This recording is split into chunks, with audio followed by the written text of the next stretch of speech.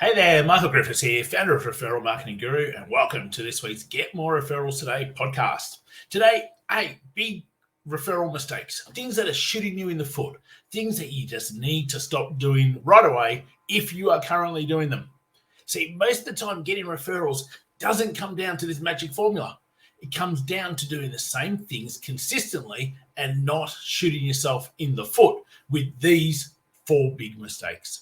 So before we dive into it, as always, great to have you with us. If it's the first time you're listening, make sure you hit that subscribe button on your favorite podcast platform. Follow us on YouTube, Referral Marketing Guru, across any of the socials, either Referral Marketing Guru or Michael Griffiths. And if you know anyone who would love to be able to get more referrals into their business, make sure you share this podcast with them and get them off to a great start.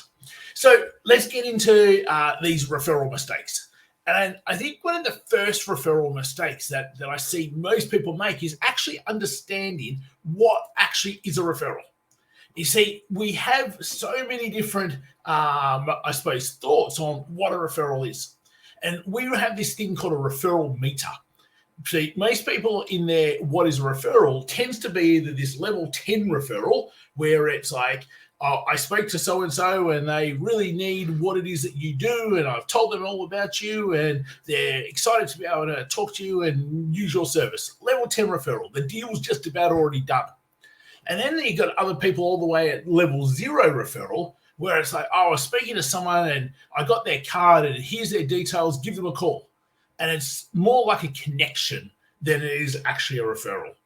They don't know about the pain point. They don't know anything about the other person. And most of the time, like 99.9% of the time, it goes nowhere. And then you've got everything in between. Well, to me, I sort of just break this down to something pretty simple. A referral is someone you currently know, so someone who's already part of your circles, they know you, they like you, they trust you, introduces you to someone you don't currently know who has a problem that you can solve. That's it. Someone you currently know introduces you to someone you don't know who has the problem that you might be able to help solve. That's a referral. So when we actually start thinking about what is a referral, we've got to get that part right, because that then determines everything else we do within our referral strategies. So quite often, if all you're ever thinking about is a referral where someone has pretty much just said, oh, he's the go-to person, that might fall on your lap 3-4 times a year. It's not very many times. So therefore, growing a business through referrals is just about near impossible if you're only going to get 3 or 4 opportunities every single year, where really you should be able to get 30, 40 new opportunities every single month when you think about a referral the way I just explained. See, because what we do with our guys is then we build systems that allows what we call level 6 and 7 referrals. People we do know being able to share us and promote us and introduce us and bring into our world people that we don't know that also have the pain point that we solve. And it's not hard to be getting 30 to 40 of these people every single month. What we have to change is how we actually see what a referral really is. So, like, imagine being able to have 30 to 40 opportunities to be able to nurture and deepen relationships with and be able to show how you might be able to help those people. Like, that's an awful lot compared to what most people get and what most people even get through paid traffic. So the second one is probably being too vague with what is a great referral for you. You have to understand yourself. And it comes back a little bit to the referral meter, that if you don't actually understand the ideal type of person and you don't actually understand how you're bringing that person into your world so that you can nurture them and deepen the relationship with them and show them how you might be able to help them, then it makes it really hard for you to be able to ask anybody else to be able to help you. So you have to be really specific and really clear on what it is you do, how it is that you can help these people, how you want to be introduced, and the type of person you would like to be introduced to. Once you've got all of that, then it makes it really easy to be going and speaking to strategic partners, people in your networks, and being able to say, hey, I'd really like to be introduced to I'll make it up on the spot here, I'd really like to be introduced to a service professional that has a really great service but doesn't get many referrals. And they'd like to grow their business through referrals. See, so now people can actually go and go, oh, well, I could ask my financial planner that. I could ask my accountant that. I could ask my marketing person that. I could ask my bookkeeper that. They're all service professionals. And I could say, hey, do you get many referrals? Are you looking to be able to get more referrals into your business? And the answer is yes. Now I can show them a way to be able to introduce them to me. Okay? So the more specific you can be, or the less vague you are on how you help people and who you want to help and how you want to help them, the easier it is for people to actually be able to bring the right sorts of people to you. So timing is everything. And most of the time we set within our process, this is when I'm going to ask the person for a referral. Whether that's our client after so many weeks or so many months or so many milestones, whether that's strategic partners and after the first meeting or the second meeting or the third meeting.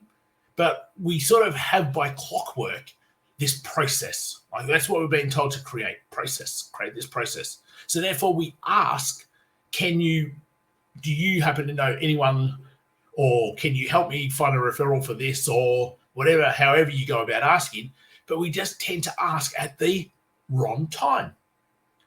Unfortunately, asking is an art form, and it has to be read on the situation. Let's just dive deeply into one of my passions, brain chemicals. You see, you have to understand the state of the other person that you're asking. There are 4 big brain chemicals. The negative one, cortisol, stress, overwhelm, anxious. Okay, they've had problems. Like that's the worst possible time. If they've got cortisol running through their body and you ask, can you help me find a referral? They'll probably just be polite, oh yeah, and do nothing.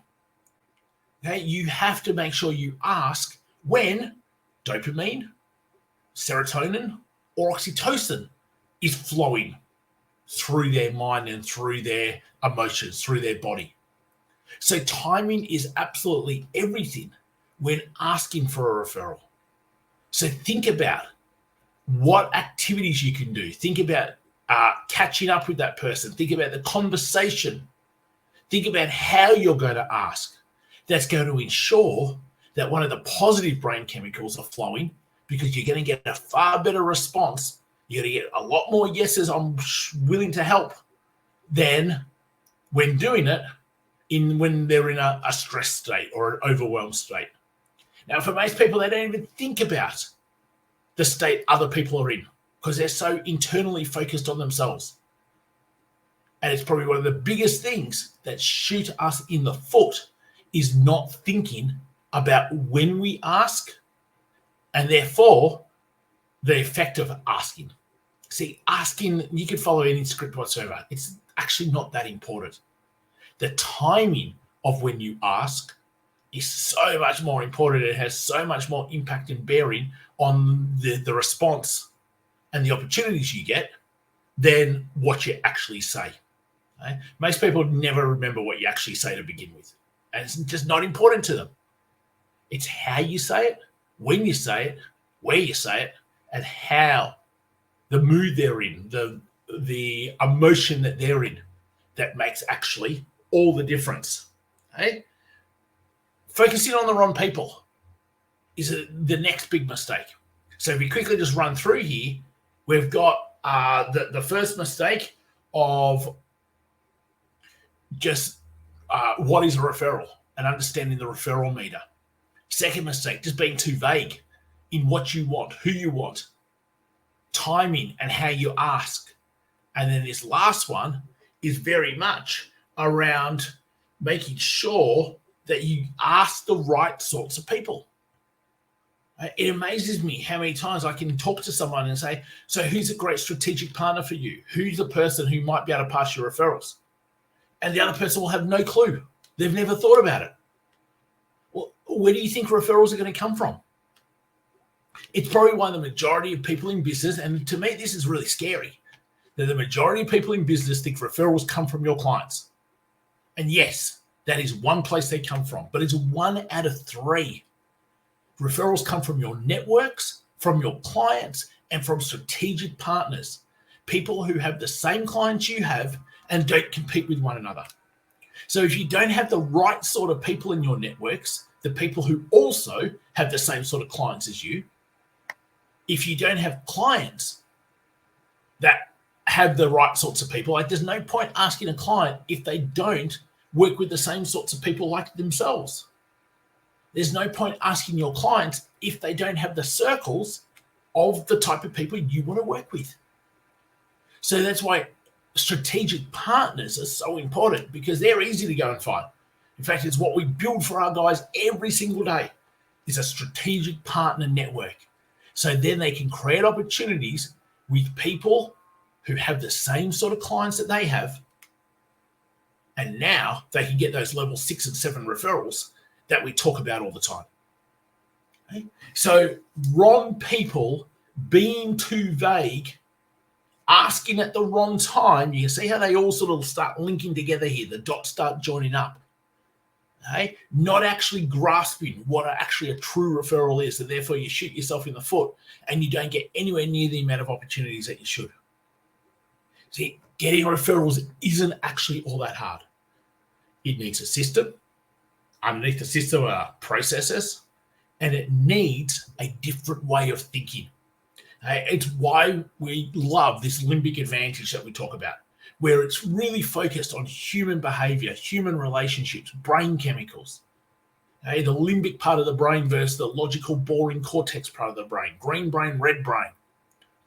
All of those things, when put together, allows 30, 40 referrals every single month. And think about it, if you had 30 to 40 opportunities to deepen relationships, nurture those people, think how fast you'd be able to grow your business. That's what referral marketing really does. So think about the mistakes. Think about how many you're making. Start making some tweaks and some changes. Okay? Grasp what a referral is properly, so then you can create level 6 and 7 referrals. Okay? Not sure how? Reach out. There's a recording that we've got about the referral meter. So I'll point you in the direction of the referral meter. Okay? Make sure that you're not being vague in terms of what you do, who you do it for, how you help that person, the result and the outcome you get for that person. Okay? Make sure that you ask, you understand how to ask at the right time, and get the right sorts of people who actually have the clients that you want to work with in and around you, so they can pass you more referrals. Hopefully it's been super helpful. Thanks for joining me for another week. We help our service professionals build strategic networks, fill their pipeline full of prospects, show them how to create opportunities with those strategic partner networks, how to be able to nurture and turn prospects into clients faster than ever before, and how to deliver their business, deliver their service in a limbic way, a brain chemicalized way, a way that makes clients just go, wow, I wish I knew this and did this years and years and years ago. If that's something you want help with, make sure you reach out. Support at michaelgriffiths.com.au or visit us, michaelgriffiths.com.au, and learn more about what we do and how we do it. Till next time, guys, take care, have an amazing week, and I'll talk to you real soon. See you later, all.